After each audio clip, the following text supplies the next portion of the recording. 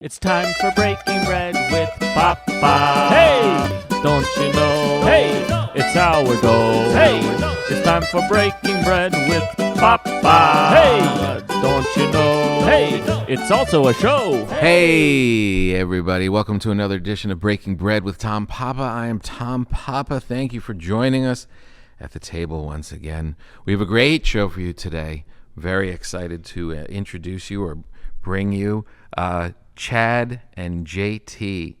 Chad Kroger and JT Parr, very funny human beings, good people. They have a new show streaming on Netflix now called Chad and JT Go Deep. It is hilarious. Their podcast, Going Deep with Chad and JT. Two very funny human beings, and I got a chance to spend a lot of time with them today. We also did my radio show earlier, and there's nothing better when you see people's work before you even know them, and it makes you laugh, and then you think, oh, this would be a cool hang. I just have an instinct that I would like these people, and then it comes true.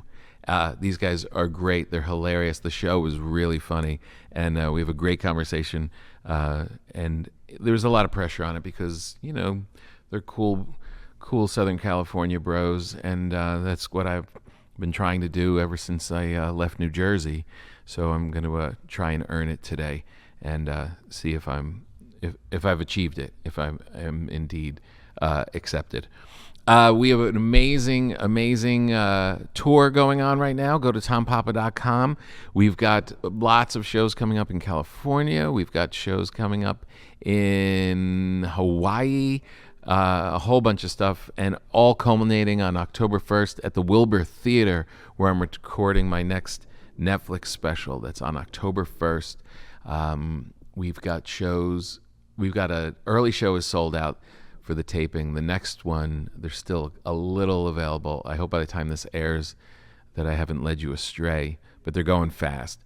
But anyway, all going up to that, and then the tour keeps rolling from there at the Count Basie Theater in New Jersey and a bunch of other spots. A whole Texas run, finally doing Dallas, San Antonio, and Houston all in 1 week. It's a lot of great shows, and we've been rolling and doing a lot of great shows in the last through the summer, getting ready for the special, and we're going to continue doing that. So go to tompapa.com. I want to jump right into it because it's a pretty healthy interview. Just give you an update. I'm up to 18 hot dogs on the hot dog eating contest that I'm going against pretty much no one but myself. We've got 2 weeks technically of the summer left. We've got only 2 weeks, which leads us to Labor Day, the unofficial. Of course, I think September still counts, but let's go by the school schedule and the unofficial. So I've got, if I'm gonna hit 20, I think I'll definitely hit 20. But man, eating hot dogs is pretty impactful. One cool thing that I'll say really quickly, I made a pomodoro yesterday, which is a pure tomato sauce, which I just saw an article in the Times, and of course New Jersey is popping off with their legendary tomatoes. This is the mid-end of August. There's nothing better than those tomatoes. I was getting very jealous. And to make a pomodoro is just olive oil and garlic, and then you cook down the tomatoes and then strain them. And the sauce that you have left, salt and pepper, of course, is a pomodoro sauce. Put it in with spaghetti, and so good. I did not have them because I live out here in California. We're not getting those Jersey tomatoes. They don't head this way. We have all of those perfect looking beefsteak tomatoes that just don't have any flavor at all. They look amazing in the supermarket, even in good places, but there's something special about those Jersey ones, which I'm not going to get. So I got heirloom tomatoes, which are the closest kind of raw organic thing that I could get, and I know that they're going to be filled with flavor, and I did it. The flavor was nice, it was good, it was elegant, but it wasn't didn't have that red pop because they're kind of yellow and a little kind of dark red and dark almost green. So I only bring this up to say, if you are back east, do it. It's so easy. It's simple. A nice way it takes 40 minutes in total to make this simple dish, and let me know how it goes because I will definitely be envious. Oh, And my nephew Henry, who's the farmer at my sister's farm, a nonprofit for City Green, he's got barrels of them, and he's just giving them out to everyone in the family, and it's making me think maybe I live in the wrong place. All right, enough of that. Let's get into it now. You're going to enjoy this conversation. Two very funny human beings, Chad and JT. I have to apologize at the start because I just got off the road. I just came home last night, and I didn't have time to bake you bread. How many episodes have you done? How many, Aaron? Like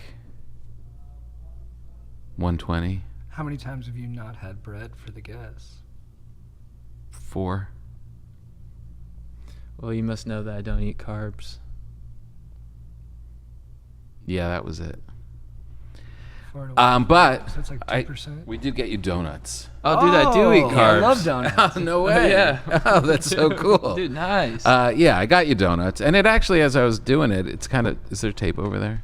Yes, there is. I'm so nervous. It felt. I haven't It felt eaten. like. It felt like donuts There we was go. more fun anyway. Whoa. Oh, these look These so are good. beautiful. Thank you. And let me say, I also believe that we're going to be fast friends because full disclosure, we hung out and met for the first time this morning Yeah. on my Netflix show. And I'm like, oh, we're going to totally be bros. So I'll get you bread.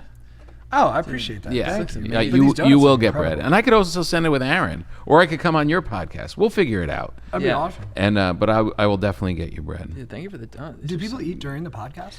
Yeah, the audience hates it, but You've only gotten if in it's trouble real. for that. Oh, yeah, I don't know why it makes people's. It's not. I don't think it makes everybody angry, but the people who do get angry about it get really angry. I ate sweet potato one time on mic. We were on Zoom, and Yeah. I didn't even realize. Uh huh. It was peak pandemic, so I was just like, fuck this, just eating sweet potato. Dude, the amount of hate I got for like 3 months was just like, yeah, just like the time you ate sweet potato into the mic. I was like, Why they? I don't understand the anger. I loved hearing people chew. I me love too. it. Yeah. ASMR. It's do such you a have gift. Does it give you the tingles? It doesn't give me the tingles. Well, I don't know. I haven't put it to the test. But I do love when people, because I cook and bake a lot, so I don't know. Chewing doesn't really bother me. Is that like your version of therapy? Is like cooking and baking and stuff like that? Yeah, it kind of didn't start out that way, but I quickly found that I cling to it that way. Like when I do get off the road and can, I was away for like 3 straight weeks, like with my family back east and doing all this stuff and wasn't at the house at all. And when I came back and started doing it, I was like, it was a stressful trip, a lot of family, a lot of stuff. As soon as I started baking bread, I was like, I was just so like content. So yeah, it's become my therapy for sure. That sounds nice. Yeah. What's your therapy? My therapy, surfing. I like to perineum sun. Yeah, you guys are good at that. Yeah. Does it work? Have you felt a change? Oh, Yeah, I'm a big much time. happier person. You are. Yeah. The more tan my butthole, the better I live. Yeah. Now you have to. Now watching your show, Chad and JT, or is it or is it the other way around? JT. JT, but Chad goes first. Mm-hmm. Go deep. Great show. Thank you. So good. You liked it? I really do like it. Good. Oh, And I'm thank only you, man. 2 in. Okay, And cool. I'm looking forward to watching the rest of it. Oh, Hell thank yeah, you. thank you, Yeah, man. my wife doesn't like it, but she was distracted. She was doing mom stuff. I think once we get more into the narrative, I think she'd get hooked in because it goes deep into the weeds of our relation. Right. So- Oh, okay. Yeah. And I think she'll like it because you're always trying to do good. Mhm. You're always really trying to help people and make them enjoy their life. And I think she'll be on board. Yeah. It's kind of like when I'll watch TV with my parents and I'll be like, you got to watch this. You got to watch Ozarks. And they talk for the first 10 minutes of it. And then they're like, I don't know what's going on. It's like, well, you talk the whole time. Yeah. My wife did that to your show last night. Nice. So, yeah. But when you were, and what is it called again? Perineum. Perineum. And perineum sunning? Yeah. Where you got to get sun on your butthole. Mm-hmm. So you guys do it full naked. I can imagine you could just do it. You could just drop shorts, Yeah, right? you could just pull your shorts down past your like bottom butt line Right. and keep a shirt on and stuff. But Yeah. I mean, if you're gonna do it, do Might it. as well do it. Well, there's also, boxers will have that like that slot for your junk. Mm-hmm. Just put on boxers backwards, and it lines up perfectly. So when you grab your ankles, it spreads. Right. And the sun just goes right in, sort of like a lock and key. How long do you have to do it? How long? What's optimum sunnage? I mean, we've worked our way up. I did probably a 2-hour sesh this morning. Wow. Yeah. And how's it changed your life? I'm just so fired up and stoked, and my T is just through the roof. I've been lifting more. Really? I know how to read now. Whoa.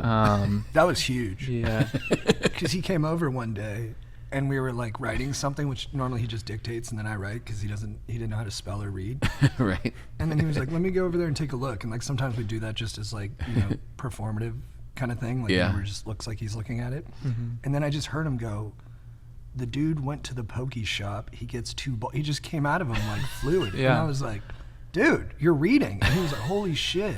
Wow. And I was like, "What do you attribute that to?" And he was like, "Dude, It's got to I be. butthole sun for 2 hours this morning." And I was Yeah. like, "We got to get this to the masses Yeah. It's amazing. to get some sun on their asses." Yeah. It took me 30 years to get to that point, and who knew that getting sun on your ass would be the. Yet no one really knew. It's kind of a new phenomenon. Yeah. Well, it's good that this is kind of what you do. You bring these kind of like rewards to the people. Yeah. I like before you did the show, would you go to town council meetings and stuff and propose things just on your own? Mm-hmm. Yeah, we've done a bunch too that we never released, but we're probably there like once a week. Do they what's the reaction when they see you walk in? You know what's funny is at first they were a little annoyed because I think they felt like we were wasting their time. But then after a while, if you go to those things, they're typically pretty like combative. Right. And we're amongst like the more gentle of the Right. people who go up there. Yeah. And Yeah. sometimes they'll be in trouble. They've done something really wrong. Yeah. And the entire city is like hammering them on it. And then we come up and talk about butthole sunning, and while it's probably not on their agenda, they're happy for a 3-minute break. Yeah. Do they ever take you seriously and actually, like, have you ever made like a demand, like, no, we're not kidding now? You know what they do take seriously? It's not necessarily what we're demanding, but it's our right to demand. Like we've had times where council members have tried to quiet us or shut us down, and then other citizens or even other people on the council would be like, they have a right to speak. They get their Nice. 3 minutes. Let them speak. It's constitutionally protected. And I remember one woman did that for us in Delaware when we were protecting people's right to party. And she's like, you have to let them speak. They have a right. And then after we came off, she said, well, you did have a right. Yeah, because there's a guy I think in the first episode who's like doesn't want to let you guys go, and I got so mad at him because he just embodied that teacher by the book. Yeah. You're not allowed to. I was like, oh, they gotta shut that guy down. Yeah. You did a good job with him. Yeah, we talked to him in the parking lot afterwards, and we were mildly threatening, and he got the picture. Yeah. What about the Catalina one when the guys are fighting?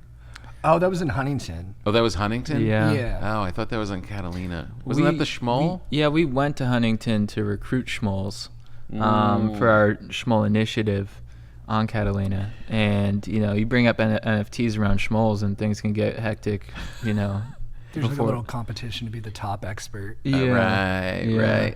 And, you get dudes at a bar talking NFTs in Huntington, just crypto in general. And these are tough times in crypto too, so Yeah, you people just, are on edge. You just say Ethereum and it's like a freaking mosh pit in there. Blood in the water with the sharks. Yeah. They all come over swimming. It was also, that's probably a low-key day in Huntington Beach. Yeah. Yeah, for like 2 o'clock on a Tuesday, it typically goes off like that. For those of you who don't know, we were selling NFTs in Huntington Beach, and 2 dudes in a bar got into a fist fight over it. Yeah. And they said some of the most like colorful, original phrases I've ever heard in conversation. Like the one dude, when he was calling him a bitch, he's like, my balls are bigger than your face. He also said, this isn't CNN, I'll fuck you up. He used the word peasants. that was crazy. Yeah, peasants. Yeah. Peasant? Were those guys legit, or do you ever use plants or anything? No, those No. guys Never? those guys were totally legit. Like literally we were just pitching our NFT idea to them and they just started going after it. And it's one of those, it happens a lot actually with a lot of our stuff. It's like we were like handing out masks in Huntington Beach. That's a separate video from the show, but yeah, it just sets people off. And so, but we always sort of stand there as kind of like, bouncing, what's the term? Like when... You're kind of oblivious. Yeah, we're just sort of we're like fly on the wall, sort of Yeah. like, I guess we started this. Right, that's the funniest part of it. Yeah. Is that you start all this shit and you're just like, kind of like walk away. Yeah. Then we just like, well, we have more NFTs to sell. And then those guys are just beating each other's asses. We wanted to let them get the energy out, but we were like, guys, don't like actually hurt each other. Yeah, But right. Thank you for all the excitement. Yeah, but thanks for that footage. Yeah, exactly. Yeah. How did you guys meet? Doing a 4-hose beer bong. The Mount Chugmore. You can get it on Amazon for $25.99. We should do one time, actually. I think that'd go really well. I'm going to admit something to you, and I hope it doesn't. I mean, we'll kind of like, we're getting to know each other, so we'll give me the analysis at the end whether we can hang or not. But I'm not going to like hide things from you. Thank you. I think I'm cool in some regards. In some regards, maybe you won't check that box off. But I've never. I've been around them. I've hosted them. I've never done a beer bong in my life. Whoa. Sorry. Let me just take that in for a second. What do you think prevented you from trying it? I didn't like the. I'm more of a cocktail guy, and I was even when I started drinking, like at 16. I like to kind of like sit there with the glass. And So you're like, sophisticated. I was a little sophisticated with my booze. Not to say I didn't get like hammered and drink a lot of bad beer, but like in school we would have like Meisterbrow or Busch cans, and even with those I would kind of like swirl it. Dude, I'll admit I was taken aback when you said you've never done a beer bong before, but the fact that you're being so honest and vulnerable with this, I think actually makes me think you're even cooler. So, Oh, that's good. and I think we can find a way to bridge like where we're at with our drinking with yours, and like maybe we do like a beer bong and we do like We like beer bong in Manhattan or something. you're That an would be old cool. fashioned. Yeah. Is that enough? Is that enough liquid? We could throw in like 5. Yeah, we'll be shithoused after that. Yeah, too, yeah. dude. We'll be rolling. I don't like also when things become a little too much of the gang, too much of a trend, like shotgunning beers, right? You know, I think social media kind of blew that. Like I like watching drunk people doing things and watching girls like shotgun them at the wrong end and blast their sisters in the face and stuff like that. It's all fun, but like when you see everybody doing it, I always tend to like not do it. Yeah. Yeah. No, I feel that for sure. I gotta say too though, but your overall vibe, you just come off like you have great taste. Like that shirt, I really love. So I can see as a cocktail guy, and I think adding that to our crew Right. is I do think we need a little bit more someone who can sort of refine our, je ne sais quoi. Right, but not too much. And I was watching one of your clips, I think it was your podcast, you were talking about when you kind of get excited to maybe push fashion a little bit further, but then like there's all those pitfalls of like trying too hard or You're right. putting too much stuff, and that you always kind of like gravitate back to what you always do. Yeah. So, and I totally was feeling that. Yeah. Especially when I do stand up. Like I always want to wear something a little bit that shows them on stage. Right. But you also don't want to be like, I don't want to be like the Like Steve Martin or something like that. or Steve Harvey. Right. Yeah, Right. he puts on those power suits. Right. He really does. Yeah, It's it's a like lot a of garish fabric. yellow suit. A lot of extra fabric. And they're always like really boxy on the shoulders. They're really big, and he loves it and does it, and God bless him. But I can't all of a sudden like now turn into that guy. Right. You know what I mean? Like when you I hear you. Yeah, like you can't all of a sudden just be, like on the Catalina thing. You guys all of a sudden start wearing Right. bracelets and big glasses. That was a dark time. Yeah, Because we didn't even It's realize we unsettling. were changing. And then, there was no accountability because our buddy Kevin the Schmoll, who would have talked shit to us about those changes, was gone. And Right. then before you knew it, we were wearing like wraparound glasses and like weird top hats and talking about banging MILFs. And I was like, hey, something's wrong here, man. Yeah. Like, I was dressing like Johnny Depp, Yeah. which I thought was sick until someone showed me a mirror. and I was sort of starting to get all my senses back together, and I look in the mirror and I just like let out the longest "oh crap" you've ever heard. Yeah, you realize, you're like, dude. what have I done? Yeah, dude, I was just thinking while you're talking about that too, if I just start coming out on stage with like a fedora. Right, yeah, like all of a sudden, right. Yeah. Exactly. A fedora and a vest. What's up, What's he dude? doing? What happened? I might actually try and do that for a show and just see how It's a good it idea. plays. Yeah. So I wore a cowboy hat one time. Yeah. It was cool. Yeah, just a bunch of necklaces. Yeah, I mean you could. Yeah, but it would only work if it was ironic, and then your fans were like kind of.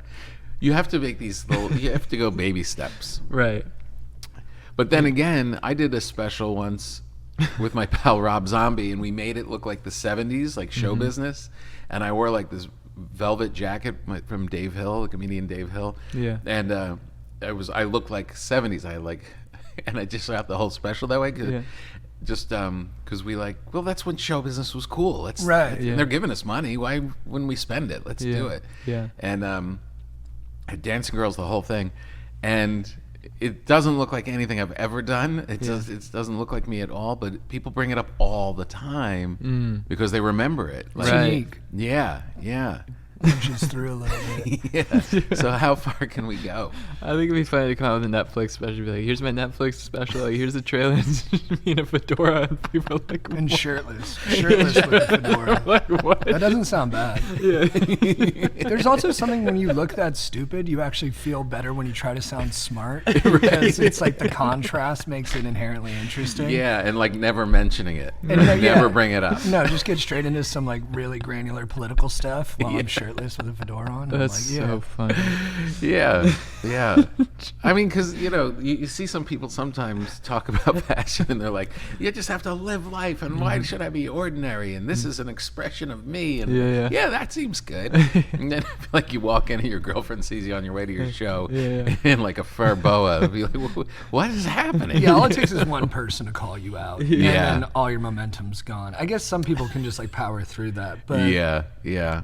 even some like when I switched to my boots, Right. I remember I came over to your place and you were like, "Oh, boots," and I remember being like, I was like, "Oh fuck." That happened to me recently. I went up at the Comedy Store. I got these new suede boots, Yeah. and I just threw them on. And I'm sitting backstage with Sebastian and a couple other people. Yeah. And Sebastian goes on before me, so he introduces me to go on stage, and he just goes right to the audience without saying anything to me.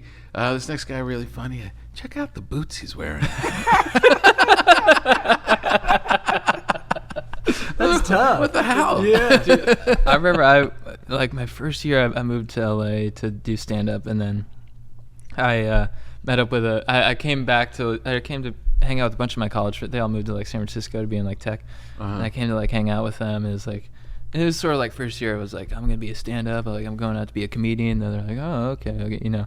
And I'm wearing these big LA boots, and I see this guy who I really like thought was cool and looked up to. He's like, nice boots, man. And I just fucking ran out of there. I was like, Was it a compliment? That sounded like a compliment. I mean, he's always been really nice to me, but it was kind of like, it was one of those compliments where he's just sort of like, I think he's like a, no, I don't think it was a compliment. No. Yeah. You don't want people to notice at all. Yeah. Or say something positive. But if they Yeah. say something neutral, I take that as a Yeah. like that's even worse than getting made fun of for it. It's like Yeah. Right. The funnier one is just boots. boots. Yeah. It's like, oh. Yeah, like, I fucked up. Yeah. But I Your do. boots they look good though. Oh, thank you, dude. I like Yeah. it. I do feel if you are gonna take a swing, only one swing, like just the boots, like boots and gold chains. It's too much. Yeah, you'll see a friend come back from like a trip or something, and they have Right. like 4 like additional articles of clothing that they're wearing now, Yeah. and you're just like, dude, it's too much. Right. Yeah. You're doing too much. You got to chill. Yeah. What are you up to? What's going on with you? Yeah, and it almost makes me think the harder you try with your fashion, I kind of start to think you're boring because I'm like, what are you compensating for? Right. Like, Right. I kind of want to dress super normal and then be a really weird person because that Yeah. will surprise them a bit more. Right. But I think a little hint, one Right. little piece that's like, they might not be all there. Can't it just be the manic intensity in my eyes? Yeah, it's doing it. Cool. Yeah, I think pants are a good way to go. I've been rocking these seersucker. Yeah, yeah. Camera. I think that's a good, because I'm wearing That's good. my typical tee. Right. And then people see the pants and they're like, Wait a dude. minute. Right. Yeah. And normally the pants are simple and the shirts where you go expression. Yeah. Smart, Yeah. dude. This is my summer where I'm wearing shirts like this is the most tame version of. I really like that shirt. It's a little like 50s dad, kind of like, excuse me, I'm trying to do like the uncle who like slips you money on the side. You know, like, hey, here's $20. You're all right? Don't You tell doing your mother. okay? Yeah, Yeah. you're okay. You're okay. Get him over here. I'm trying to be that guy this summer, and it's working out pretty well. Yeah. Because you don't have to do too much. You just got to Yeah. get shirts that look like this. Yeah. Looks good. What kind of pants are you wearing? Just straight up pants. It Yeah, doesn't yeah. go with jeans. That character doesn't go with jeans. You have great Right. Vans. Look at those Vans. They have the checkers around there. Yeah, the baby checkers. I don't like That's the big awesome. checkers. That's cool. Yeah, it gives me Daniel Craig and 007 vibes, that shirt. Ooh, Ah, nice. nice. Yeah. He has that, his style in the James Bond movies is like, I think that's sort of the gold standard for dudes right now. Yeah, but a lot of suits. A lot of suits, but then when he's more casual wear, it's like it emphasizes his arms and stuff. And Right. you're just like, he's just very sort of like, I'm in Italy with this lady, and we're boning, and then driving in my Aston Martin. You know, it's like that's Yeah.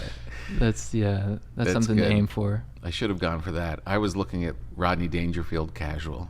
Oh, nice. Another sexual icon. Yeah, right, exactly. He wears a lot of, and you know what's kind of interesting? I just noticed because I watched Jackass Forever the other night, and what's his name? Johnny? Johnny. He dresses a little like Rodney. He has like the cardigan. Oh, He's got the yeah. cardigan with the. He wears cons, but he's got a little Rodney to him, which is kind of interesting. Yeah. You know? Might be coming back. Yeah, maybe it is coming back. Do you like having Johnny on your corner with the fashion, or do you feel like there's only room for one? No, he's his own thing. I feel like he's.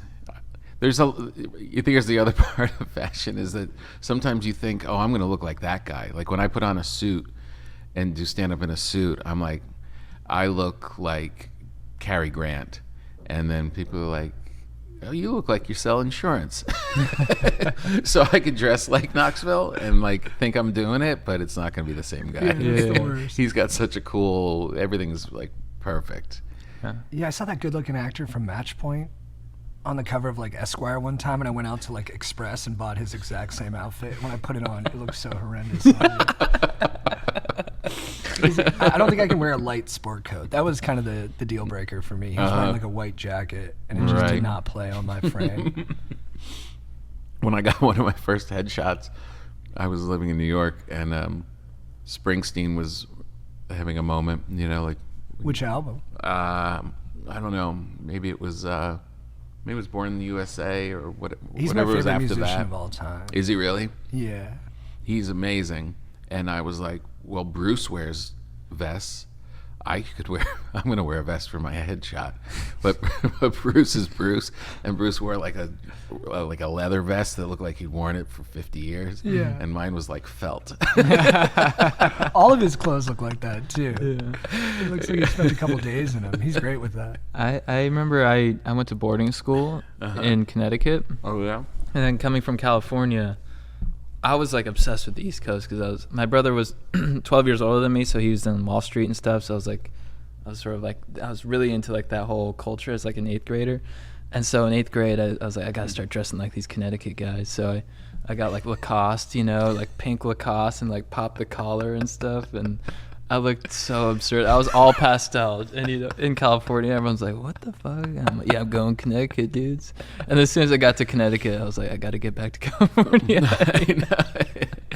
I know. We all start to look exactly alike. It's so weird. It's like Yeah. so tribal, isn't it? Yeah, Mhm. Like I see it with my daughters. Like all of a sudden they're just like, I think she's just dressing that way, and all of a sudden she has a party and 20 of them walk in, and they all have like the exact same hair, the exact same stuff. Yeah. Yeah, it's weird. How old is she? She's 17. Oh, that's crazy. My other one's 20. Whoa. Wow. Yeah. So is she out of the house? Yeah. Is that weird when one leaves? And Mm-hmm. with me and my brother was more shy than me. So when I moved out, my parents said his personality like really blossomed because I Right. was so loud. And then Yeah. with me gone and not taking up all their like supervision needs because I was always in trouble, they were like, it's crazy how much like we're seeing his personality and stuff. Yeah, yeah. Did you have that at all? Or We no? did have that. We did have that. I had to I had to take her to on the side though and say, when people ask like, how is it having your sister gone? You can't say it's great. At least say I miss her, but I'm having a good time. Yeah, do I'm the song and adapting. dance a little bit. She's just like, yeah, this is pretty great. Yeah. It's all me. So what's your situation? You're both dating, right? Yep. Yeah. Yeah, I started dating my girlfriend, and we met New Year's Day This year? this year, and then she just moved. It's one of those instances where you sort of like meet each other and you're like, whoa, like this is Right. it. So it's been really fun and special. Where on New Year's Day? A Zed show, this DJ who's in the show. Oh yeah. He's that DJ. So he had a show at Exchange in downtown LA, and I don't really go to shows that often. Mm-hmm. So it was sort of like JT hit me up about it. Like that night, I wasn't planning on going out. Mm-hmm. I didn't even really want to. I was like, I'm gonna spend New New Year's Year's Day. Day. Yeah, I'm just gonna stay and watch a movie. Went out, and then so it was pretty. It's pretty sort of like a cosmic. Wow. Yeah. Interesting. Yeah. How do you like the scene? Because I'm not a part of it at all. With parties that are just straight DJ.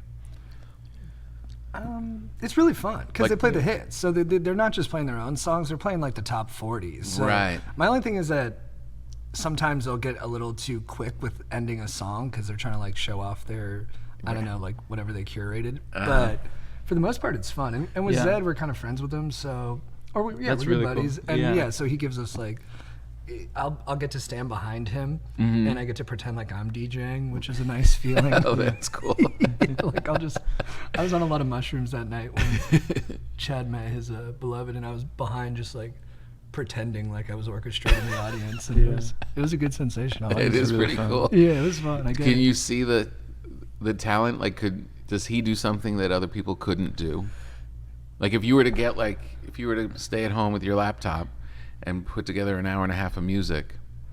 I think that you can really see it in the artistry and the way he sort of connects the songs and the flow and stuff. He really has a really strong sense of how to keep the audience sort of engaged and to make it flow and to sort of the ups and downs, so you're really kind of engaged the entire time. Whereas some Right. people, I think, would just do kind of song to song to song. But I think he's so musically gifted, and Right. that he just has like a good sense of like how to really engage the audience. I've been Right. pessimistic about that stuff too. Like I've been to DJ Yeah. shows, and like they just hit play on like their iPod or whatever, and then but then like we had to speak at he let us speak at one of his concerts and go up on stage and talk, and like I didn't realize that he's like being held accountable for how much the club is making in sales at like every given moment. So they were like, we can only give you a minute and a half, because in that minute and a half, with the beat gone and the music not bumping, we're gonna lose 15 grand, man. What? Okay. And so like every second is kind of accounted for in terms of like what it's doing to the audience and what that's doing to like their Liquor habits sales? and like liquor sales and like keeping them on the dance floor. So I think it is like a bit more complicated than I probably gave it credit for. I'm not sure if it's like at the level, when people be like, oh, I could paint a Jackson Pollock, and then you're like, no. Like, Right, there's a lot right. of detail in there you don't see. Yeah. I'm not sure if it's on that level, but it's more difficult than I think people give it credit for sure. Wow, that's amazing. I read a thing or heard a thing that I was like, why? It was at a certain moment. It's like, I don't know, 10 years ago. All of a sudden, the volume of every place went up, like bars. I was like, as comedians, you just want to be able to hear each other talk. That's like your best nights are like, we want to be able to make each other laugh. And all of a sudden, everywhere we're going, it's like pumped up. And they said that the science behind it, like you're saying, is that the louder it is and the more difficult it is to hear each other, the more insecure you get and the more you drink. Yes. Oh, really? The more breaks you need, and the one place to go is to the bar and Yeah. get a drink. That's Yeah. so true. Yeah. I totally, because I've always been pretty shy. Yeah. And so especially when it's loud, and I always had a quiet voice, so when it's loud, I just crank those White Claws and like just get tossed. And yeah. the volume Yeah. kind of beats you into submission. Like you're like, please stop, and it just keeps hitting you. And you're like, all right, fine, whatever you need, I'll get drunk. Yeah, Right. yeah. I'll learn how to handle you. Make the Timberland stop. Right, Yeah. exactly. Give me some relief. Please quiet the noise. Yeah. Oh God, Neo's coming on. I'm gonna do one shots.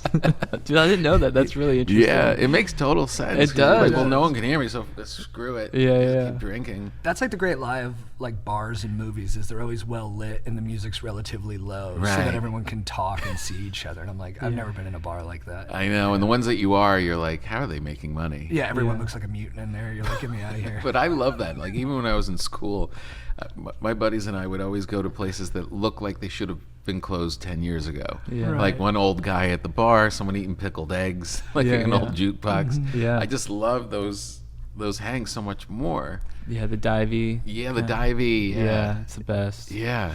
I Yeah. need the action. You need the I action? need the action. You do? Oh, for me, the juice is the action. Yeah, I need Yeah. people bouncing off each other.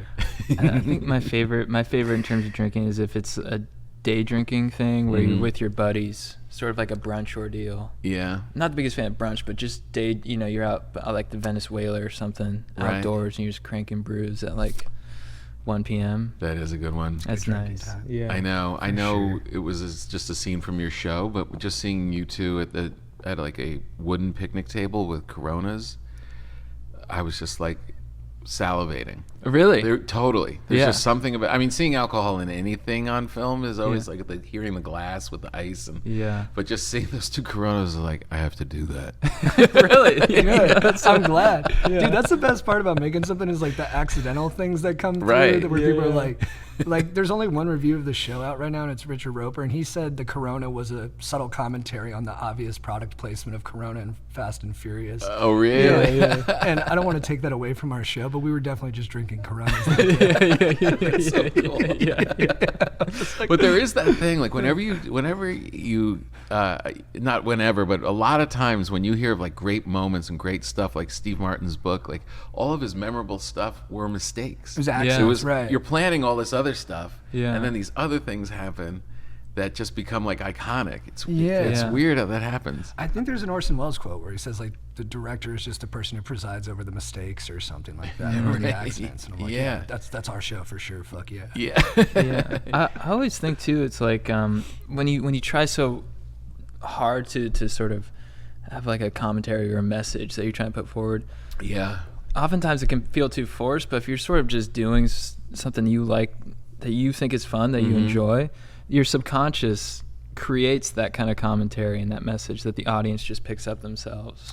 Do you know Your what I'm saying? subconscious when you're creating it. Yeah, just when you're creating it. I mean, I think you should have some direction in terms of what you're trying to say and stuff. But Yeah. you know, I think a lot of times, basically with the mistakes and stuff, it's like, especially with our stuff, people have taken their own. The way they interpret it is they draw their own sort of like commentary from it, and I think a lot of that has to do with just sort of if you're enjoying the work and having fun. I think then it creates something that people can sort of interpret for themselves. Does that Yeah. make sense? No, I No, think that's totally. true. I was Yeah, thinking. that's I was true, thinking yeah. about that just the other day. That there's when people are spoon-fed something and you tell them this is exactly what I'm trying to say. Yeah.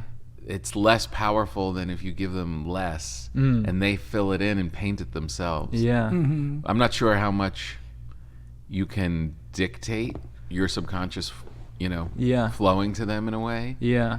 But it's almost like less is more. Like if you can just not tell them every single line of this, or just Yeah. give them, like, you tell a joke sometimes, Yeah. and it's, a joke about, we walked into the store and this alligator was, walking down the aisle. Everyone who's hearing that is going to have a different interpretation of, they're going to paint it differently. You know what I mean? And if you get real specific and then tell them how they're supposed to feel about it and all the rest of it, it's not Yeah. going to be as rich. Those are my Totally. favorite kind of jokes too, where you're not quite sure why they work, but Yes. they do work. Yes. Like I'll listen back to a set, and it's a joke I've been doing for years, but I'll still listen to it. I'm like, I have no idea why that connects, but there's just enough Yeah. like things there that combine into a sort of salient idea that everyone's laughing. So good. Yeah, it's weird. I'll ask my wife that sometimes. I'm like, I don't know why that's funny.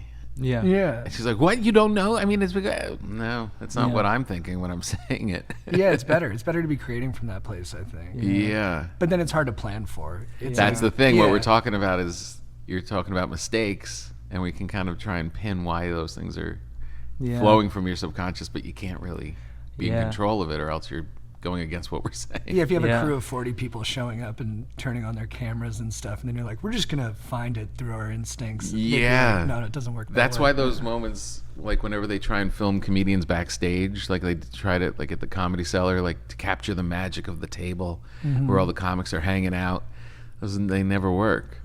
They just never work. Yeah. I'm trying to think. I used to love watching those shows. Like when I first started stand-up, Green Room with like Paul Provenza was on TV.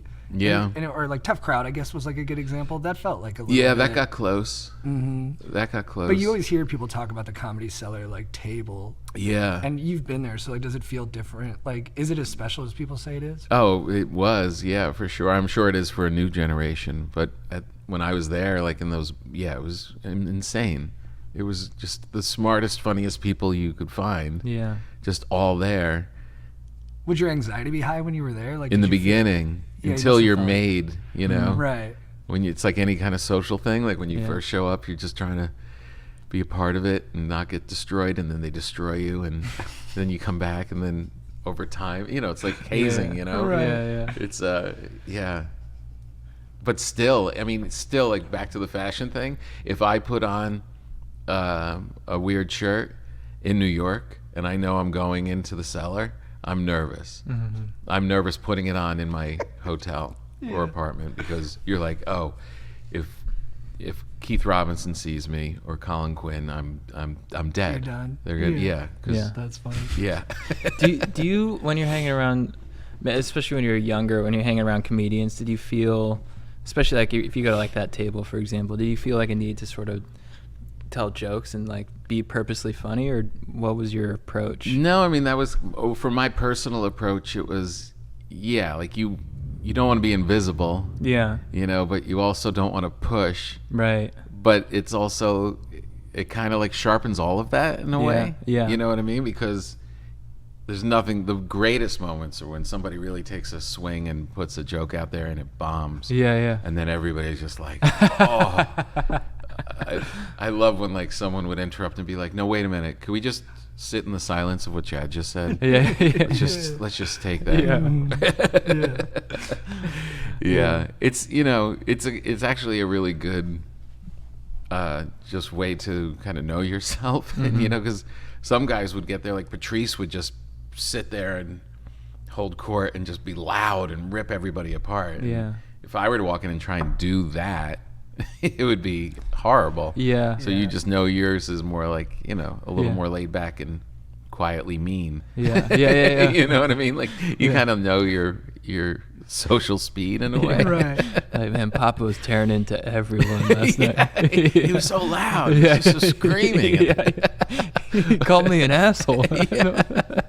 Why is he wearing those boots?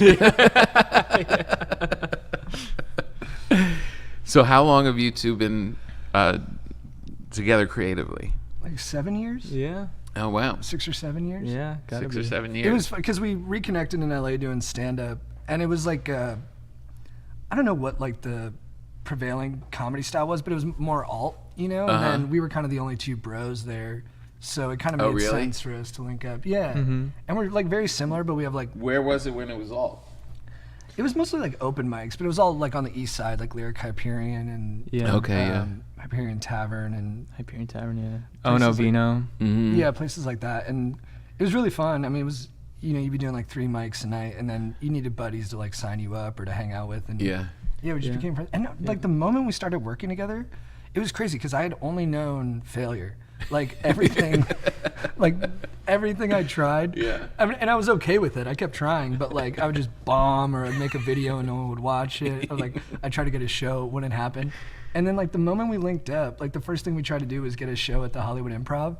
And yeah, the guy just immediately was like, yeah, this sounds great. And it's kind of been, Right. Yeah. you know, we've had struggles and things not go, and like, you know, we've had to learn, but Yeah. for the most part it's been pretty much like green lights. It's Yeah. been a That's good great. ride. Yeah. It's like this chemistry we weren't even really aware of. That people if we're doing scenes too, or even if we're like, we just aren't feeling it that day, and then people are like, man, the chemistry is just, and we're like, I guess, like, I've had days where we were both like actively in bad moods, and people were like, dude, you guys were killing it that day. The vibes were immaculate. Yeah. I'm like, okay, cool. Yeah. I think when our sensibilities came together, it's just sort of like, I don't know, it just, because I was starting to do, these videos and stuff, and it's just like, it was like there was something there, but it was missing something as well. And then when JT came in the picture, it just sort of completed everything. And then we sort of linked up and started doing them together, and then it just started to gain momentum. So, is there anything like in the beginning of a relationship when you're like you start dating someone, you're like, oh, you just kind of clock her behavior, like, oh, she does that, she chews with her mouth open, that's cute, and then like, in 10 years, if we stay together, that's going to drive me crazy. One thing, like, he squids my fist bumps. Yeah. He squids it like that. That's probably the only thing. Yeah. He's a, like, altogether lovely person. Oh, thanks, man. And then, like, the work relationship changed, because, like, when I first started, I was, like, more behind the scenes, so I was more, like, concerned about, like, the writing and the directing and stuff. And then Chad really, like, grew leaps and bounds that way, too. And then I started being more on camera, so it's, like, it's interesting, like, if one of us is tired, the other one has energy that day. If one of us is stressed out about the show, like, with the show coming out, it was funny, you were anxious first, and I was chill about it. And then the day I got anxious about it, I called Chad, I was like, bro, I'm so anxious about the show coming out. He's like, bro, I'm relaxed. It's yesterday, like, it's kind of cosmic, Yesterday it switched again. Oh, really? He called me, we were on the phone, I was like, dude, I'm terrified. He's like, I feel great. I was like, it really does feel like it's cool though. It's something moving around above us that I'm not quite aware of. It's cool that you have that. That you do have someone you can actually call and say that. Because we're always so isolated. You're always like your stand-up special or whatever, and you can't really say it. You can say it to people, but they won't know. But like that you're actually in it together. It's pretty great. Yeah, there's something comedians like. There's certain stuff that only comics really understand. Like you try to talk to like your girlfriend or something, be like, yeah, I'm nervous about the show, or even like a stand-up show. Be like, she'll like, it's like coming to a show, and I was like, yeah, I'm nervous for this one. She's like, why? And I'm like, there's too much to explain. Just looking like a doofus in front of you. I don't know. Like there's like a million reasons. A million reasons. Maybe I ate something weird and my stomach's weird right now and it's affecting my mood. I have no idea. Yeah. It's nice too because we hang with other comedians, but we really don't hang as much as like a lot of our friends do. Like they're like at the store every night or like like going. It's mostly just us and then a couple other comedian buddies who are like in our little universe. Are you a big hang guy? No, I was in New York because it was just so comfortable and it was right there, but I never got the hangs out here were always more awkward. It's weirder out here. Yeah, like you sit at like the bar in the front of the Comedy Store and you're like totally exposed to like sunset. And it's just kind of weird and so, and also I have a family and there's a lot going, so it's like I go do my set, see a couple of people I want to see on my way out, and I think we're trying to get on that train. Yeah, I think I'm gonna try and pump out some kids and do that whole thing. Yeah, it'll be exhausting. Nice. I got lots of energy. I like hanging, but I actually check myself sometimes, and I'm like, just hang a little longer than you want to. Right. Yeah. Just a little bit longer, because it's great being around comics, and then all of a sudden you just run into someone, and I ran into Neil Brennan in the parking lot the other night, and it was like, just talked for like 20 minutes, but it was just so great. Like I carry that for the rest of the week. Yeah. Because like you said, like only comedians can relate to the stuff we were talking about. Totally. Yeah, it's pretty valuable. The squidding the fist bump is hilarious because especially out in the world, when people are doing that, trying not to be germy. The idea that you would just grab their hand. I didn't even think about that. That makes it funny. We had that on set. Hey, we're gonna contact, but we're not gonna spread germs. Dude, I didn't think about that because we were on set. And it was like when Delta was a big thing, and so I was squinting everyone, and now and we were so just like no one get COVID, and now I'm like, oh fuck, I was just squinting everybody. Yeah, I was just touching it. Yeah. That must have been, yeah, that was a hassle having to deal with all the COVID part of it. You think you'll shoot again, or I guess you'll We'll find out. Yeah. find I out? mean, Yeah. that was tough shooting during COVID. Like, it made everything a little bit, we had to be more careful. We had to prep people more before they were on camera and stuff like Yeah. that. But we're hoping if we get a season 2, which I think we will, but knock on wood, we'll shoot it in Florida where there are no rules and there's no such thing as COVID. And Yeah, that'd be really just go smart. balls Yeah. to the wall on it. Yeah. You were saying you like Miami. Yeah, Miami. Yeah, I think it'd be cool to shoot there. Yeah, before it goes underwater. Yeah. You're worried about the water thing. I am worried about the water thing. 'Cause you brought it I up don't in the- understand why people aren't freaking out about the water thing. Yeah, well, we might do like a city council speech on it. We think they You should should. boost, like turn the LA River into a real LA River, but we don't mean it for water. We mean it more just so people can tube and stuff like that. Right? probably Lazy make the river. problem worse. Just put lazy in front of it. People will Yeah. be on board. Yeah. Well, more people are tubing, then AC use goes down, and that Mhm. helps out the power grid, and then who God, I knows hate what tubing. else. You do? I do. I feel like you'd be a tube guy. you No, seem like a total I, tuber, bro. Yeah. I tubed East Coast, and it's gnarly. There's like these giant rocks. I broke a rib once going Oh, down like a damn. waterfall, getting hit. Another time I tubed when there was no water and we had to like just walk it and Yeah. drag our tube. Oh, you just had some bad tubing Like, experiences. yeah, horrible. Yeah, it's totally fair that you would feel that way. Yeah, I don't know if there's any great tubing experiences. I think the LA River would be a good tubing experience, except for the dirty water. Yeah, yeah. We should. We haven't thought about that part. So Where do we get the water though? From the Bellagio, That would be cool. they're Yeah. just pumping it. They're not doing anything with it. They don't really care. Yeah, and everyone's Yeah. already seen that water show. Like, let's move it somewhere else where it's needed. yeah. Yeah, no, I'm a little freaked out by the water thing. I'm just watching these reports of these major Colorado River and these Lake Mead, and I mean, They're all going. they're all like at the bottom. And it's Yeah. from like excess heat and stuff like that. Excess heat and no rain. I mean, when they say it's the worst drought in 1,000 years, Really? yeah, and it's like, well, I think we got to get out of here. Yeah, no, I think you're smarter than us.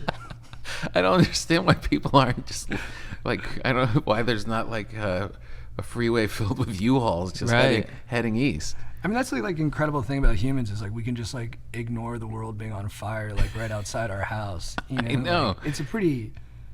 It's incredible how Yeah. ignorant we can be to like what's right in front of us. I think it's also we just take in so much information Mm-hmm. that when I like in my dumb brain when I hear like water problem, I'm like, oh, it's just another fucking thing. And then, Right. yeah, I'm Yeah. like, amongst like 9 other things that are like existential threats. Right. Yeah. I don't know how to rank them. Yeah, I know.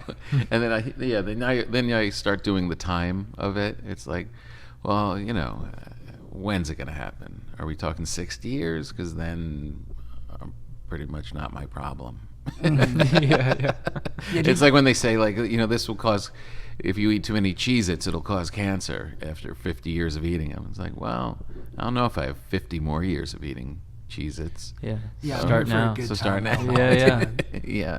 Do you like, because a lot of my friends are like, I don't know if I want to have kids because they're going to inherit this earth that is like doomed and it's going to be like apocalyptic. Mm. And I'm always like, well, you just make your kid believe that they can fix it. Like, Yeah. just put like optimism into them. And then- Totally. and maybe they could figure it out. Totally. Which is like kind of naive, but I also think like, what's your other option? No, I believe that 100%. We don't quit. Yeah, exactly. I mean, is there a chance that my daughters will have to deal with, a worse drought and famine and stuff? There's a possibility for sure, but they also might be part of figuring out how to live more simply and being involved in a way that humans will prevail.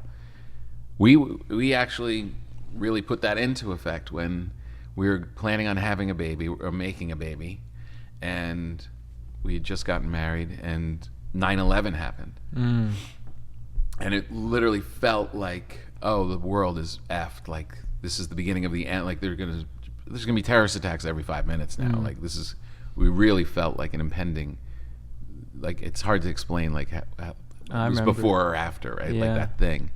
And we were thinking about having a baby. And it was like, do we make a baby and bring it into this world that's might be slipping into the apocalypse? And our philosophy was, we have to make more good guys. Exactly. That's what I say. We need more good guys. Of course, we're gonna make a baby. We're Build up our side. Yeah, we're not gonna even talk about this. Let's go. And neither of your daughters have like joined Al Qaeda or anything like that. not that I know, but I don't think you would know. Right. You know what I mean? You just think she's moody and just sitting in her room. Right. It makes you not go in there. Yeah, you never know. I feel like she'd bring it up once at dinner just to like rebel a little bit. Like, just so you know, I'm in Al Qaeda now. Just and we'd There's be like, nothing you can tell me about it. God. Then we're getting ready for bed at night. Did you hear that Al Qaeda shit she was saying? She's just trying to make you mad. You know how she does this. It's normal. It's a phase. She'll outgrow it. Yeah. She's not gonna stay radicalized. Come on. Why is she going to Home Depot so much? Buying all these products? I do. I remember that. I was in like 5th grade, but I remember that because my brother lived in New York during that time. On Wall Street. So I was convinced there was going to be a nuke, like every day. I was just sort of waiting by that. I was terrified. Yeah. So you felt that? How old were you?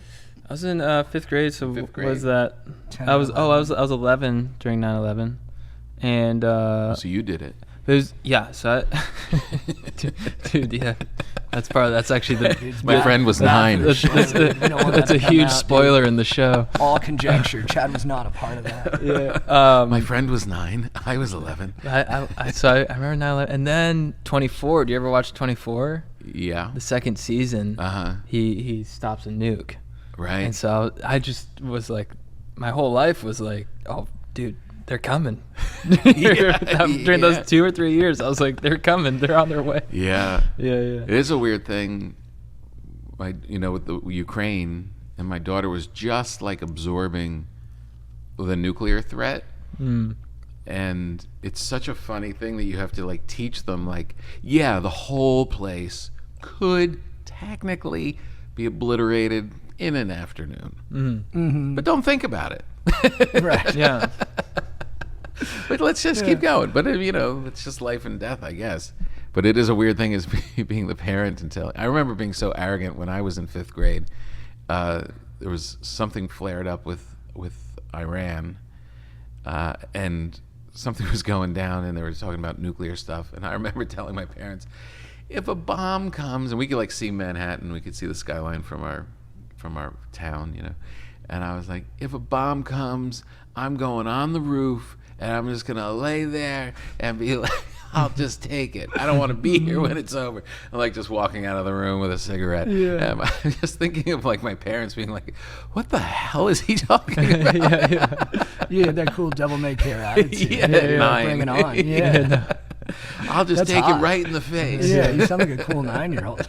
I want to hang out with you today. Yeah. It's so stupid. So you think you'll have kids? It'll mess up your partying, though. It never slowed my parents down. It didn't? My parents party like crazy. Yeah, they were Really? good parents. Like, they were wild, but they were always present and stuff like that. So what was it like when you were a teenager? When you were...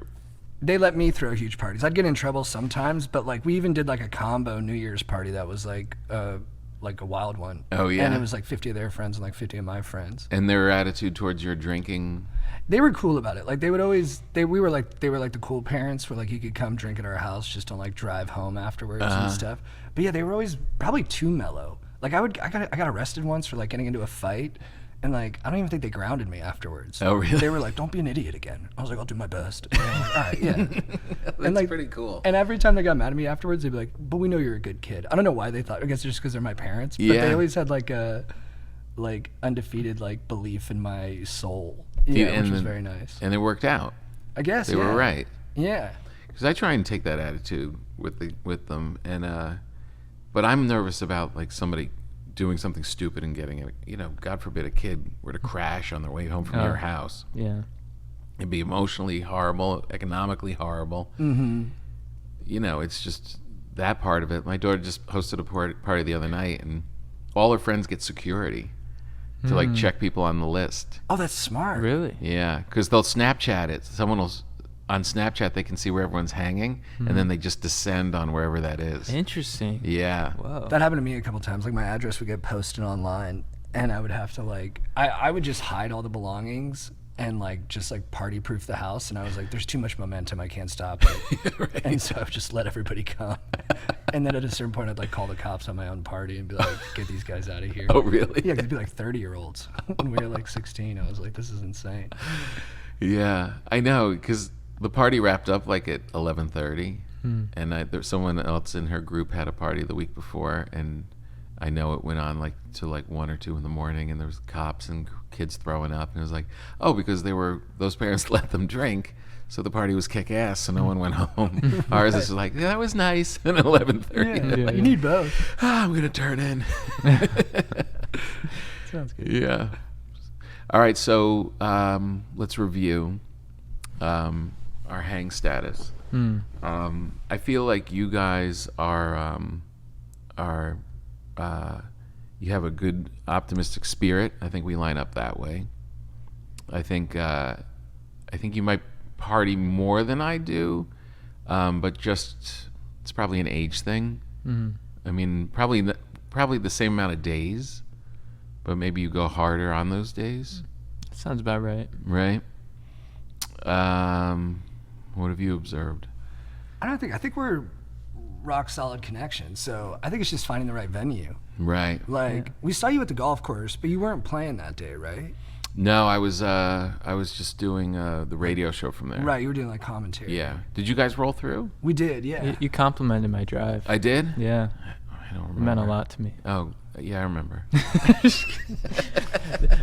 I think too. I think there's certain strengths that you have that you can bring to our squad. You know, like your taste in cocktails and sense of style and stuff. I think that could really sort of level us up. Right. To sort of, I think right now we're sort of scrappy bros, like Right. you know, sort of ragtag, like the crew in Armageddon. You know, but I think you could be that kind of William Fichtner.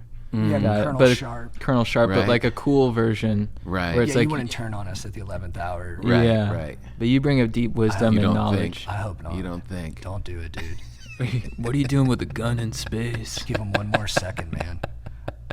Yeah, I think you gotta captain the ship and tell us what the hang is, and then we're adaptable. We'll play Right. by whatever parameters you want us to be inside of. There is a clock ticking if you're really thinking about having kids, because I don't know you really understand what it's going to do to. Oh, I have no idea. Yeah. But I try not to think about things like that too much. No, you can't. You just got to go for it. Yeah, people try to be like logical about stuff. I'm like, good luck with that, dude. Yeah, I know exactly. I don't know if it's the right time. Yeah. I don't know if we make enough money. Yeah. Just shut up. Just Yeah. do it. Just go. Yeah, Just yeah. throw caution You want to to the do it? wind. Just do it. It's gonna. It'll work out. Yeah, if you Or read it a book won't. about any president, they don't think about shit. Yeah. Yeah, they're just like, I just fucking went and did it. Yeah, just go and do it. Do you ever have that thinking? Because you guys are kind of modern day philosophers. Whenever you see people on, especially now on social media, you'll see clips of like Jim Carrey talking or Sylvester Stallone or whatever, and they're like, "You just got to think it and you make it happen." You know, Jim Carrey's. I saw a clip last night. manifesting? Yeah, the manifesting. He has Yeah. this crazy sense of. Do you think that we all have that, and do you use it? I'm way into that stuff. Yeah. I do think it's, you know, I think if you have a positive sort of self-image of like yourself and what you can achieve in the future, I think that does sort of help you to reach that place to sort of, because I think a lot of it too is sort of understanding or feeling like you can reach your full potential and sort of build yourself up to a person who can achieve those things. And also I have crystals and all that. I have like a vision board and stuff. And Nice. What's on the board this year? Do you do it yearly? yeah, I do it yearly. I have a golden retriever on there. I have Newport Beach. I had donuts on there, which is crazy. You did? Yeah. Look at that. Donuts from Dad's.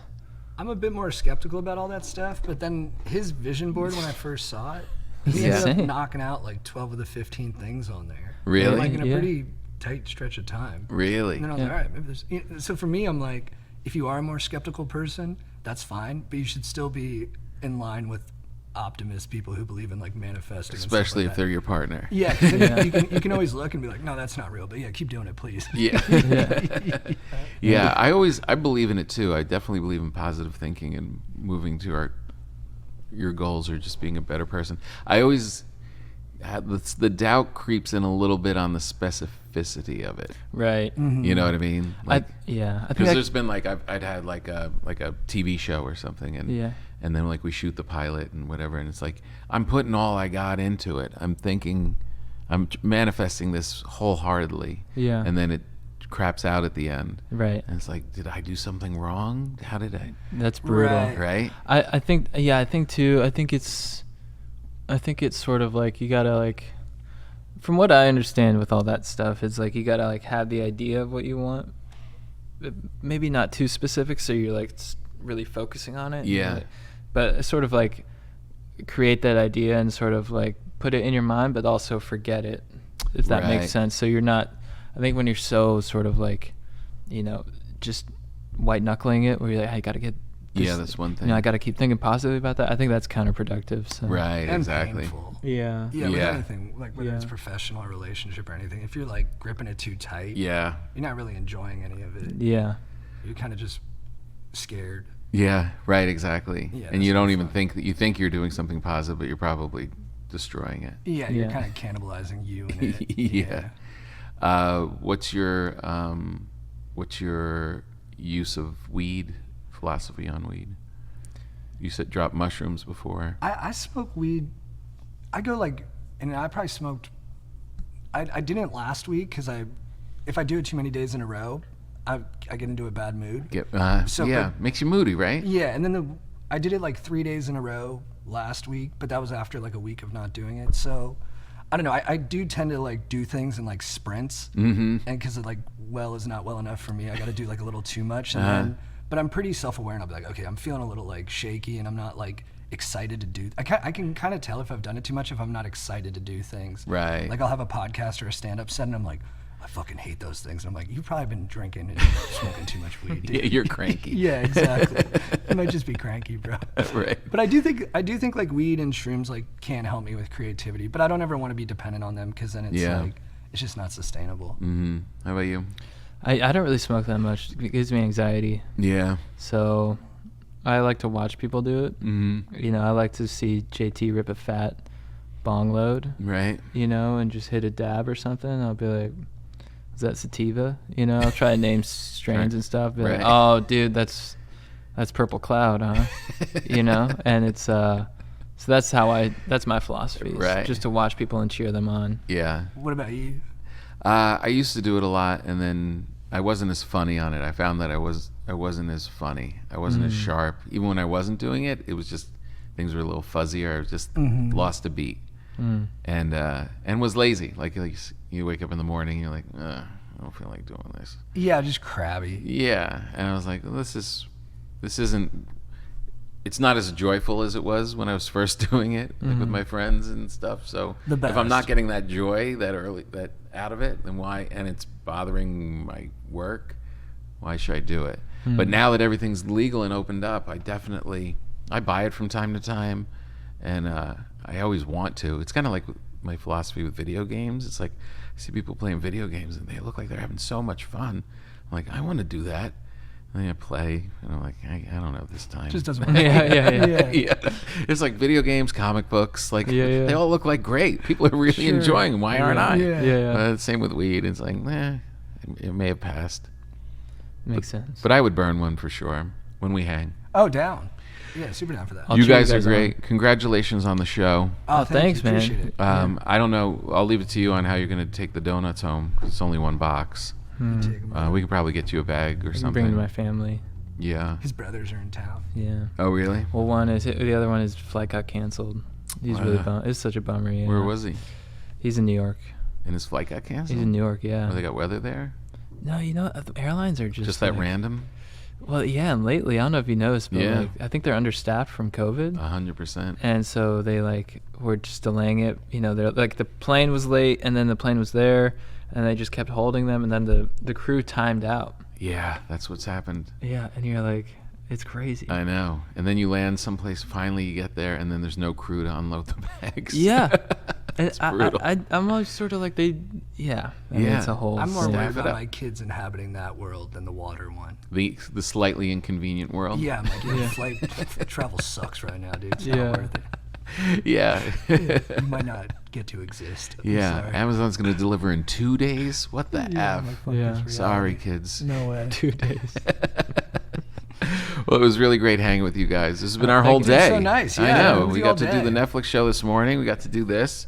And I think we've done enough. It's time to get out of here. Hell Yeah. Thank you, man. Appreciate you having us. We got it, Aaron. All right, everybody. That's the big show. I told you you were going to enjoy it. So funny. We'll have them on again. We'll definitely do more things. Maybe I'll head over to their podcast. I don't know. I got to bake them bread. I have to make good on that promise. The donuts are good, but, it's not as heartfelt as a loaf of bread. So more to come. Thank you so much for listening, and we'll see you next time.